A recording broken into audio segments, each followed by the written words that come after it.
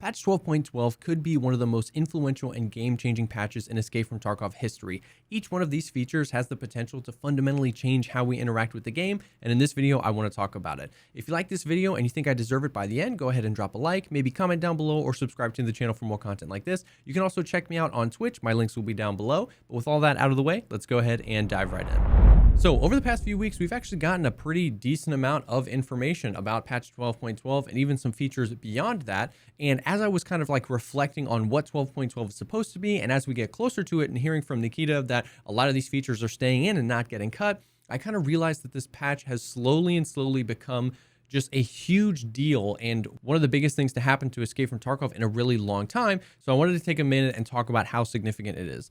It has been over 2 years since we've gotten a huge major patch of this size. And so if you're relatively new to Escape from Tarkov, you might not have gone through a huge Tarkov shift like this before, where the game really changes and how you interact with it really changes. The largest shifts in gameplay tend to happen around the addition of maps and with the addition of brand new game mechanics. I know a lot of people say that maps are just fluff and they're not really anything. I understand that, and to a point they kind of are. Adding a new map is not going to fix anything in the game.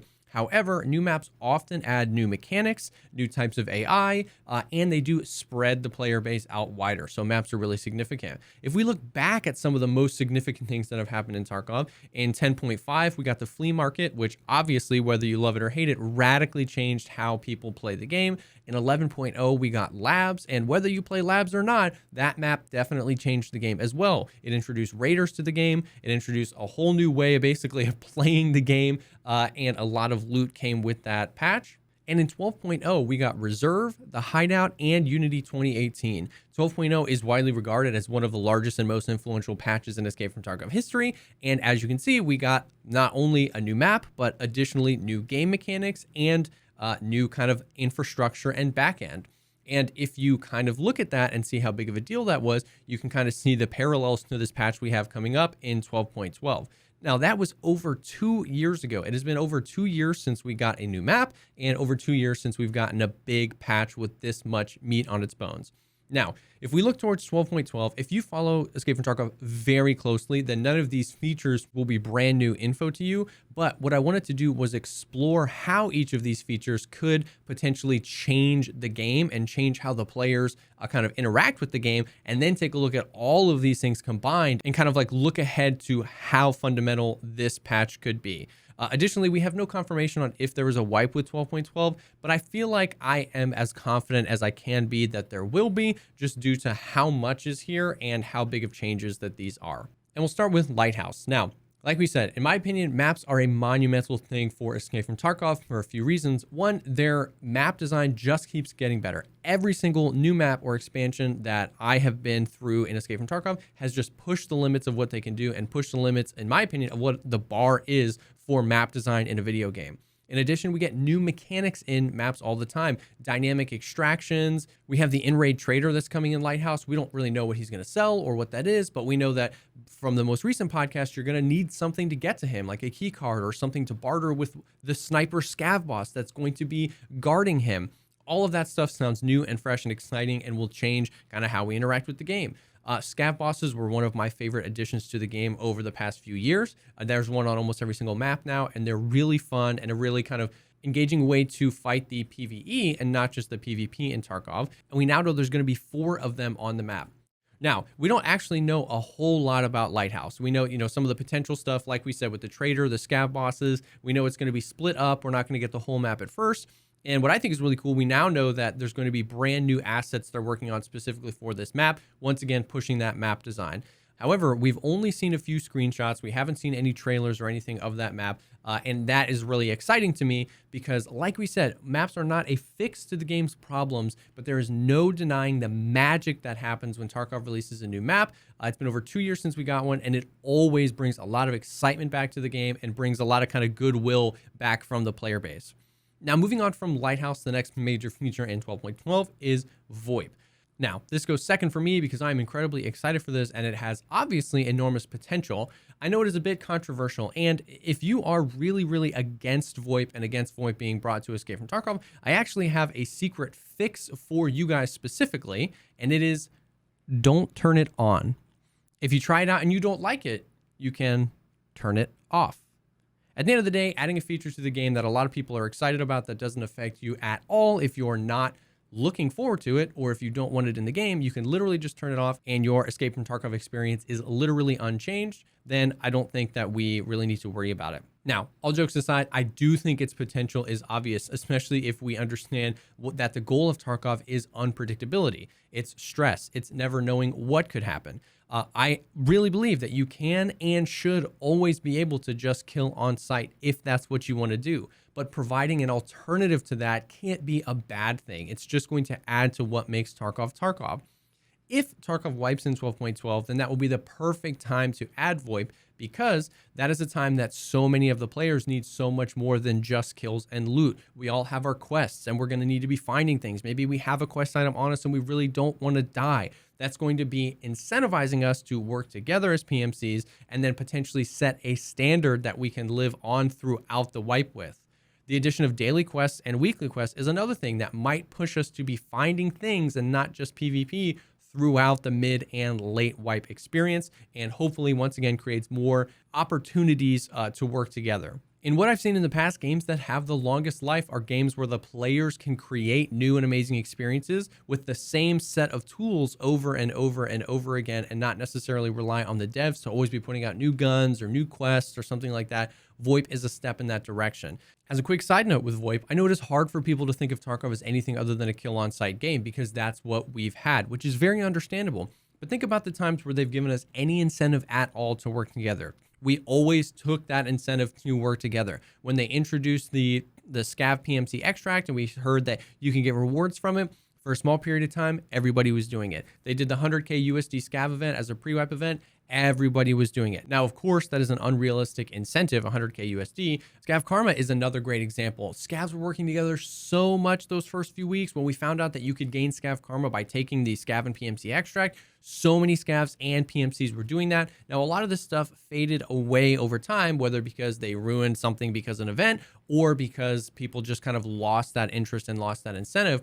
But it was just important to know that they've kind of primed us a little bit, because every time they have given us any incentive to work together, we choose to do so. And now the important thing is we get to create that incentive. Like we said, maybe you have a quest item that you're trying to get out of. Maybe you have something for your daily. Maybe you're just trying to link up with somebody. Another thing is that Voip doesn't mean that you have to be friendly to everybody. Voip means that you can be messing with somebody that you want to kill. Maybe you want to build somebody trust and betray them. Maybe you meet somebody in game and you guys link up through Voip, but then you two kind of together go on a killing spree and kill everybody else. It doesn't mean that everybody has to be nice to everybody all the time. It means that it's giving us another tool to create interesting experiences whenever we want.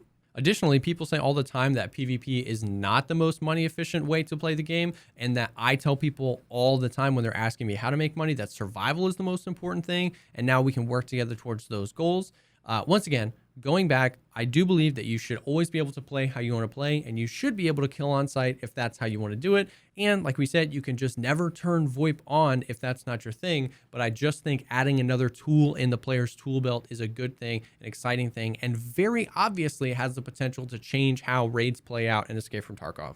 Now, another big feature that's coming in 12.12 is the addition of Inertia. This is another kind of confusingly controversial thing in my opinion. If you want more information on what Inertia is, you can check out my video dedicated to that I'll have linked down below. But essentially, it is trying to add a little bit of weight to the movement. If you are slowing down from sprinting, it's going to take a little bit longer. If you're speeding up to a sprint, if you're changing directions while you're running, that might take a little bit longer to change and shift that momentum of your player. And hopefully, I think one of the biggest things that people hope it eliminates, or at least helps with, is the kind of like AD spam when somebody's sitting on a corner where they can peek the corner faster than you can actually react and shoot them, and they get to basically get that information for free.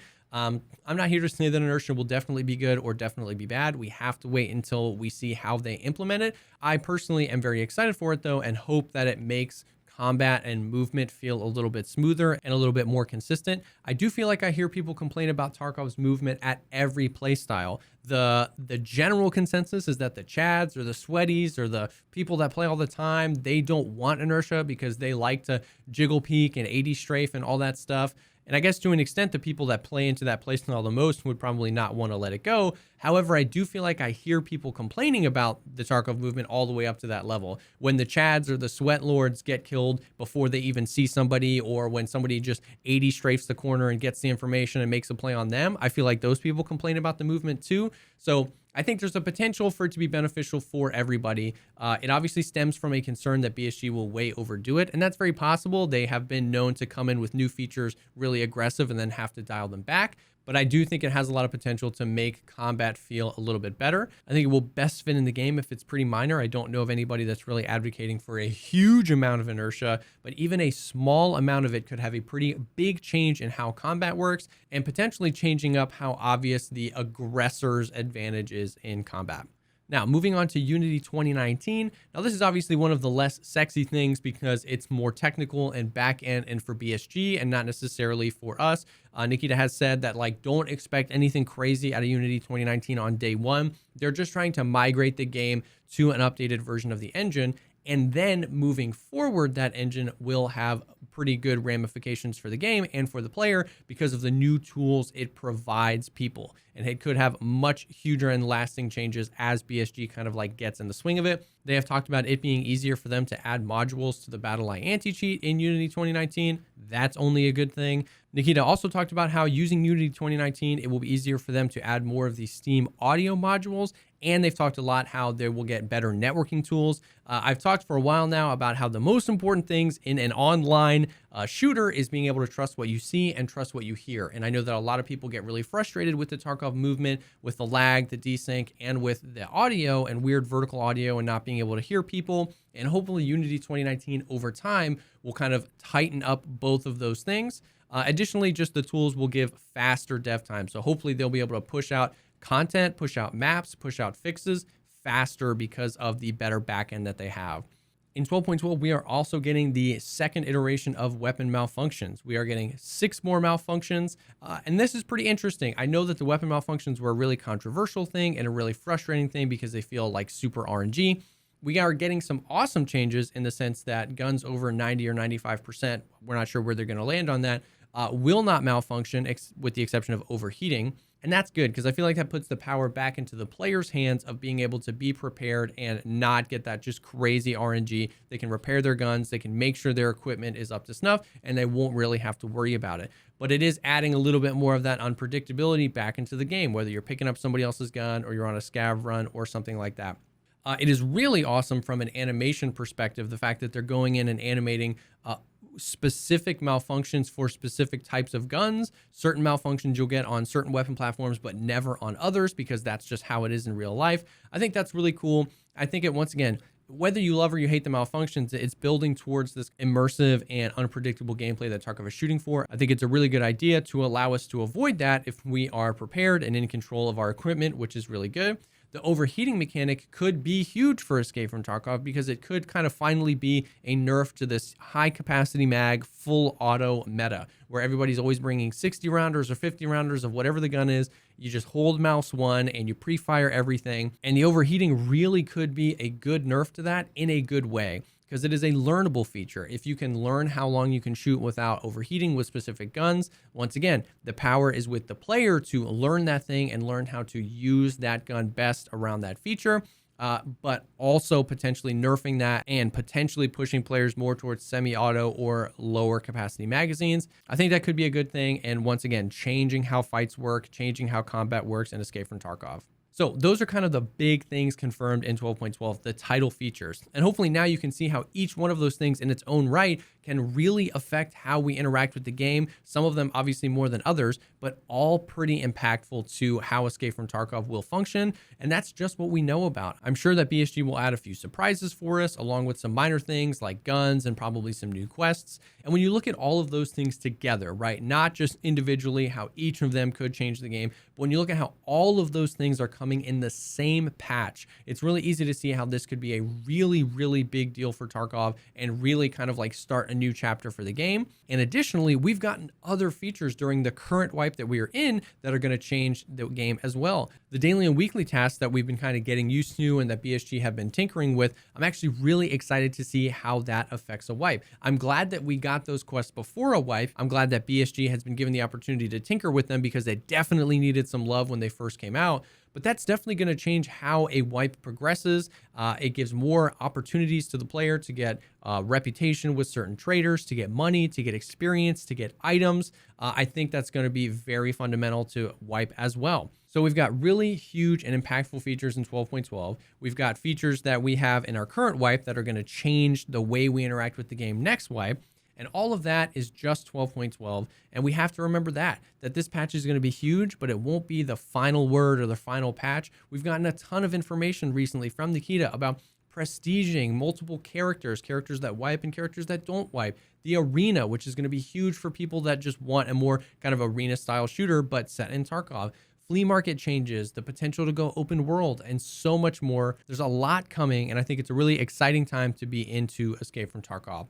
So that's it. I hope it helped. Once again, this wasn't necessarily to bring brand new information about 12.12, but really just to kind of dive into these things and talk about why they're going to be important, why they're being added to the game, and why they could have such a big effect on the game. It's a lot of stuff. Once again, we don't have dates. We're not sure exactly when it's going to be coming, but hopefully this got you as excited as I am for patch 12.12 in Escape from Tarkov. Thank you so much, as always, for taking the time to check out this video. If you liked the video, think about dropping a like, commenting down below, or subscribing to the channel for more content like this. Like we said before, I stream Escape from Tarkov on Twitch. All my links will be down below. And if you're looking for people to play Tarkov with, our Discord server is an awesome place to be. That link is down below as well. Thank you again for stopping by, and I will definitely see y'all on the next one.